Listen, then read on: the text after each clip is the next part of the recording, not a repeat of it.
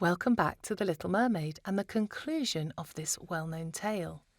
It is the morning of the prince's marriage. Let's see what's going to happen. Again rung the church bells whilst heralds rode through the streets of the capital to announce the approaching bridal. Odorous flames burned in silver candlesticks on all the altars. The priests swung their golden censers, and bride and bridegroom joined hands whilst the holy words that united them were spoken. The little mermaid, clad in silk and cloth of gold, stood behind the princess and held the train of the bridal dress. But her ear heard nothing of the solemn music. Her eye saw not the holy ceremony. She remembered her approaching end. She remembered that she had lost both this world and the next. That very same evening, bride and bridegroom went on board the ship. Cannons were fired, flags waved with the breeze, and in the centre of the deck stood a magnificent pavilion of purple and cloth of gold, fitted up with the richest and softest couches. Here the princely pair were to spend the night. A favourable wind swelled the sails, and the ship glided lightly over the blue waters. As soon as it was dark, coloured lamps were hung out and dancing began on the deck. The little mermaid was thus involuntarily reminded of what she had seen the first time she rose into the upper world. The spectacle that now presented itself was equally splendid, and she was obliged to join in the dance, hovering lightly as a bird over the ship boards. All applauded her, for never had she danced with more enchanting grace. Her little feet suffered extremely, but she no longer felt the pain. The anguish her heart suffered was much greater. It was the last evening she might see him, for whose sake she had forsaken her home and all her family, had given away her beautiful voice, and suffered the most violent pain, all without his having the least suspicion of it. It was the last evening that she might breathe the same atmosphere in which he, the beloved one, lived. The last evening when she might behold the deep blue sea and the starry heavens, an eternal night in which she might neither think nor dream awaited her. All was joy in the ship, and she, her heart filled with thoughts of death and annihilation, smiled and danced with the others till past midnight. Then the prince kissed his lovely bride, and arm in arm they entered the magnificent tent prepared for their repose. All was now still. The steersman alone stood in the ship's helm. The little mermaid leaned her white arms on the gallery and looked towards the east, watching for the dawn.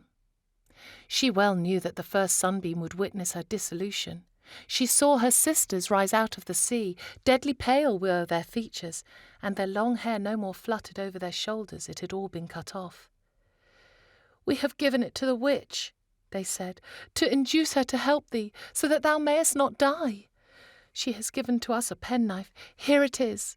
Before the sun rises, thou must plunge it into the prince's heart, and when his warm blood trickles down upon thy feet, they will be changed again to a fish-like tail. Thou wilt once more become a mermaid, and wilt live thy full 300 years, ere thou change to foam on the sea. But hasten, either he or thou must die before sunrise.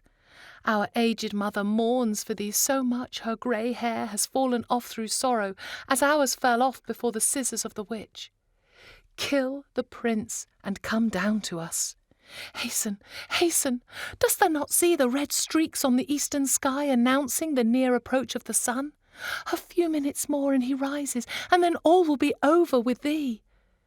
At these words they sighed deeply and vanished. The little mermaid drew aside the purple curtains of the pavilion where lay the bride and bridegroom. Bending over them, she kissed the prince's forehead, and then glancing at the sky, she saw that the dawning light became every moment brighter. The prince's lips unconsciously murmured the name of his bride. He was dreaming of her and her only, whilst the fatal penknife trembled in the hand of the unhappy mermaid. All at once she threw far out into the sea that instrument of death. The waves rose like bright blazing flames around, and the water where it fell seemed tinged with blood. With eyes fast becoming dim and fixed, she looked once more at her beloved prince. then plunged from the ship into the sea and felt her body slowly but surely dissolving into foam. The sun rose from its watery bed. His beams fell so softly and warmly upon her that our little mermaid was scarcely sensible of dying. She still saw the glorious sun, and over her head hovered 1,000 beautiful transparent forms. She could still distinguish the white sails of the ship and the bright red clouds in the sky. The voices of those airy creatures above her had a melody so sweet and soothing that a human ear would be as little able to catch a sound as her eye was capable of distinguishing their forms. They hovered around her without wings, borne by their own lightness through the air. The little mermaid at last saw that she had a body as transparent as theirs, and felt herself raised gradually from the foam of the sea to higher regions. "Where are they taking me?" asked she, and her words sounded just like the voices of those heavenly beings. "Speak to you the daughters of air," was the answer.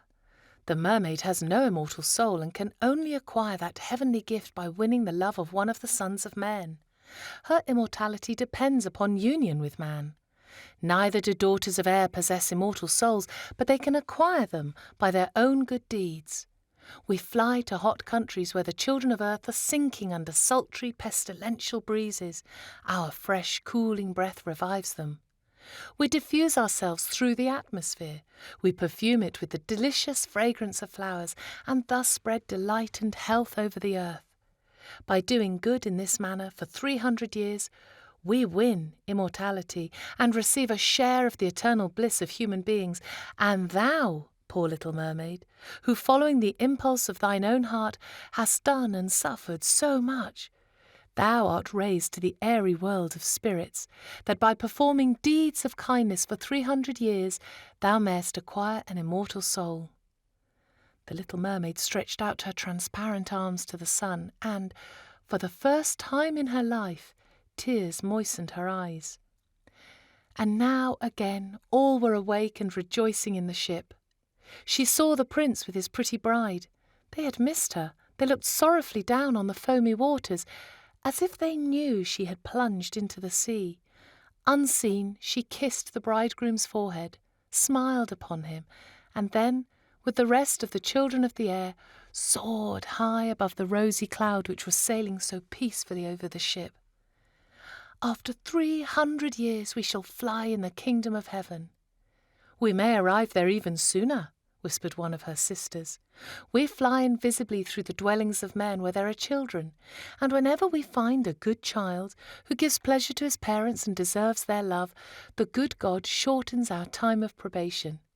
No child is aware that we are flitting about his room, and that whenever joy draws from us a smile, a year is struck out of our 300.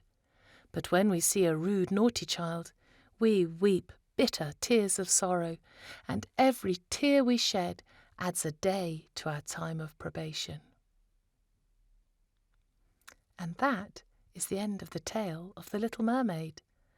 Maybe not quite the ending you were expecting, but a really good story nonetheless. Hans Christian Andersen really knew how to tell a story. So there we have it. I hope you've enjoyed it, and I hope you might delve into a few more Hans Christian Andersen stories all of your own. The next time you watch the Disney version, you can think twice. Thanks very much. Bye.